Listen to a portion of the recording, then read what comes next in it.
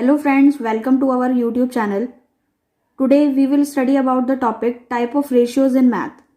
Our first type is compound ratio. The ratio compounded of two ratios A ratio B and C ratio D is AC ratio BD. That means whenever we want to find compound ratio of two ratios, we have to multiply the antecedent of one ratio to the antecedent of the other ratio and consequent of one ratio to the consequent of other ratio.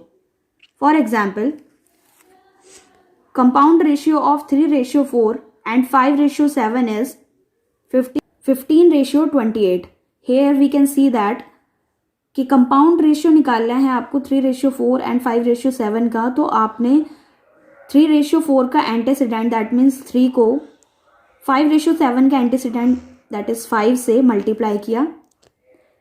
3 5 15. Similarly second term के लिए आपने first ratio के consequent का multiply second ratio के consequent से किया. That means 4 into 7 that is 28. Second example देखते हैं. Compound ratio of 2 ratio 3 and 5 ratio 7 and 4 ratio 9 is 40 ratio 189. यहाँ पर आपको तीन रेशियोज का कंपाउंड रेशियो निकालना है. तो 2 रेशियो 3 का फर्स्ट टर्म, 5 रेशियो 7 का फर्स्ट टर्म एंड 4 रेशियो 9 का फर्स्ट टर्म आप मल्टीप्लाई करेंगे, you will get 40.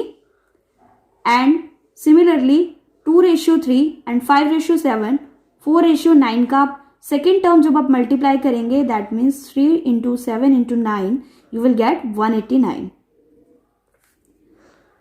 Second type is duplicate ratio. A ratio compounded to itself is called its duplicate ratio. Thus, A square ratio B square is the duplicate ratio of A ratio B.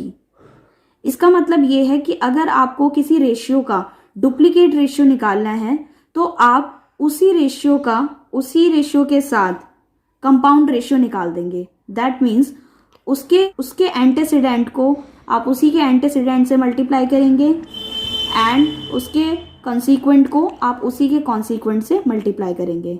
For example, duplicate ratio of 2 ratio 3 is 4 ratio 9. That means अगर आपको 2 ratio 3 का duplicate ratio निकालना है तो आप first term को first term से ही मल्टीप्लाई करेंगे. That means 2 into 2 is equal to 4 and second term को सेकेंड टर्म से मल्टीप्लाई करेंगे तो 3 into 3 is equal to 9. That means duplicate ratio of 2 ratio 3 is 4 ratio 9. Second example, duplicate ratio of 4 ratio 5 is 16 ratio 25. That means if you want to find duplicate ratio of 4 ratio 5, so you will have to multiply its first term 4 to the 4 and second term 5 to the 5. That means 4 into 4 is equal to 16 and 5 into 5 is equal to 25. That means whenever we want to find out the duplicate ratio of a given ratio, we will have to find out the ratio of the square of its antecedent to the square of its consequent. Now we will discuss our third type, that is triplicate ratio. A ratio compounded to itself twice is called its triplicate ratio. Thus, A cube ratio B cube is the triplicate ratio of A ratio B. That means अगर हमें किसी ratio का triplicate ratio निकालना है तो हमें उसको 2 बार उसी के साथ कंपाउंड रेशियो निकालना पड़ेगा. For example, triplicate ratio of 2 ratio 3 is 8 ratio 27. तो यहाँ पर जब हमने ट्रिप्लीकेट रेशियो निकाला है 2 रेशियो 3 का, तो हमने 2 रेशियो 3 का 2 बार उसी के साथ कंपाउंड रेशियो फाइंड आउट किया है. Triplicate ratio of 4 ratio 5 is 64 ratio 125. सो आप 4 रेशियो 5 का 2 बार उसी के साथ कंपाउंड रेशियो निकालेंगे. That means you will have to multiply 4 by the 3 times, 4 into 4 into 4, and also you will have to multiply 5 3 times, that is 5 into 5 into 5, that is 125. That mean आपको किसी भी ratio का triplicate ratio निकालना है तो you will have to find the cube of its antecedent and cube of its consequent and then you will find the ratio of that cubes. Now we will discuss the subduplicate ratio, our fourth type. The subduplicate ratio of A ratio B is square root of A ratio square root of B. As you can understand by the definition that if you want to find out the subduplicate ratio of A ratio of B, you will have to find out the square root of its antecedent and square root of its consequent. Then you will make the ratio of that square roots. You will get subduplicate ratio. For example, our first subduplicate ratio of 4:9 is square root of 4 ratio square root of 9, that is 2:3. And subduplicate ratio of 16:25 is square root of 16 ratio square root of 25, that is equal to 4:5. Fifth type is subtriplicate ratio. The subtriplicate ratio of A ratio B is cube root of A ratio cube root of B. इसका भी आप definition देखकर ही समझ सकते हैं कि अगर आपको किसी रेशियो का सब ट्रिप्लीकेट रेशियो निकालना है तो आपको उसके एंटेसिडेंट और कॉन्सिक्वेंट के क्यूब रूट्स फाइंड आउट करने होंगे.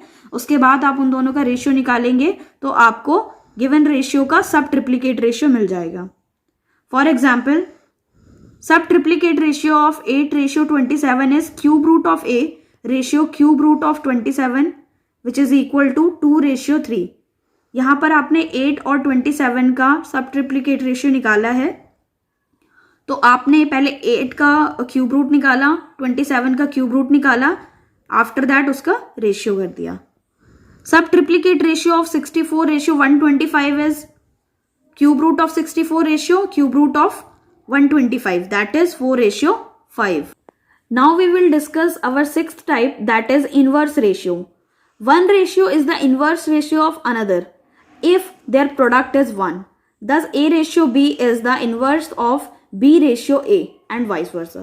That means एक रेशियो इनवर्स रेशियो होता है दूसरे का कब? जब उन दोनों रेशियोज का प्रोडक्ट 1 होता है. Thus जिस तरह A रेशियो B का इनवर्स होगा B रेशियो A, तो जब हम इनका मल्टीप्लाई करेंगे वी विल गेट 1. सिमिलरली आप B रेशियो A का इनवर्स कह सकते हैं A रेशियो B को. For example 3:4 is the inverse ratio of 4:3 and 4:3 is the inverse ratio of 3:4. 3:4 का इनवर्स रेशियो होगा 4:3 एंड 4:3 का इनवर्स रेशियो होगा 3:4. Therefore 3:4 and 4:3 are the inverse to each other.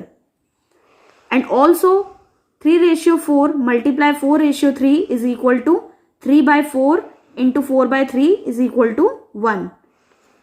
क्योंकि जब आप 3:4 और 4:3 का प्रोडक्ट करेंगे तो आपको क्या मिलेगा? 1. Hence we can say that these both are inverse ratio of each other. Now we come to the 7 type, ratio of equality. A ratio A ratio B is said to be of equality if A is equal to B.